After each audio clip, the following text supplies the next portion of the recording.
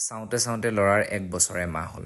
অৱশ্যে 1 মাহ সম্পূৰ্ণ হোৱা নাই, মানে এবছৰ হৈ 1 মাহত সোমাইছে। বাৰু যিয়ে নহওক, এতিয়া তাক লাহে লাহে বাহিৰৰ পৃথিৱীখনৰ সৈতে পৰিচয় কৰি দিবৰ কাৰণে চেষ্টা কৰি আছোঁ। মই ভয় খাওঁ বা মই ভাবোঁ যে কোনবোৰ বস্তুৰ সৈতে তাক চিনাকি কৰি দিম, সি ভৱিষ্যতে কোনবোৰৰ প্ৰতি বেছিকৈ মনোযোগ দিব। আপোনালোকেতো জানেই আজিকালি যুগৰ পৰিৱৰ্তন হ'ল। তথাপিও ঘৰতে সুমুৱাই ৰাখিলেও বেয়া বুলি কয়, সেইবাবে ভাবিলোঁ অকণমান উলিয়াই নিওঁ। আৰু সি মোৰ লগত খুব ফুৰি ঘূৰি খুবেই ভাল পায়। আজি আমি তিনিওজন, মানে মাক, মই আৰু সি একেলগে ওলাই গ'লোঁ। শনিবাৰ বুলি অকণমান ফুৰি আহিলোঁ ইফালে সিফালে। বাস্তৱ পৃথিৱীখনৰ সৈতে উপায়বিহীন। নিনিলেও নহয়, নিলেও আকৌ লেঠা। জানোচা সি কি বা ভাবে। সৰুৰে পৰা যিকোনো বস্তু দেখুৱাই দিলে মোৰ মনত সন্দেহ থাকে যে মানে বেয়া হৈ যাব নেকি এইবোৰ পৰিৱেশ পালে।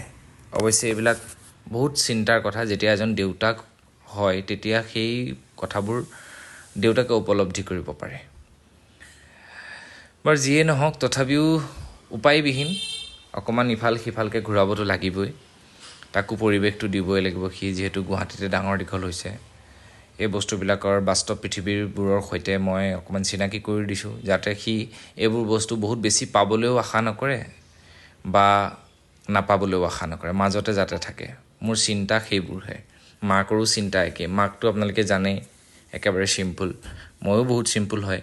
গতিকে আমি এখন একদম সাধাৰণ দুনীয়াত বাস কৰি ভাল পাওঁ, কিন্তু পৰিৱেশ পৰিস্থিতিয়ে কেতিয়াবা বাধ্য কৰায় আমি সেই সমাজখনৰ সৈতে মানে উঠা বহা কৰিবৰ কাৰণে। এটা সুন্দৰ পৰিৱেশত তাৰপিছতে আহিলে মোৰ মানুহগৰাকীৰ বান্ধৱী মানে পুলিচ, তেওঁলোকো ক'ৰবাত গৈছিলে, পুলিচমেট। গতিকে তেওঁলোকৰ লগত ফটোশ্বুট কৰিলে। আপোনালোককো ধন্যবাদ। আমাৰ মাইনাক অকণমান মৰম দিলে, আদৰ দিলে।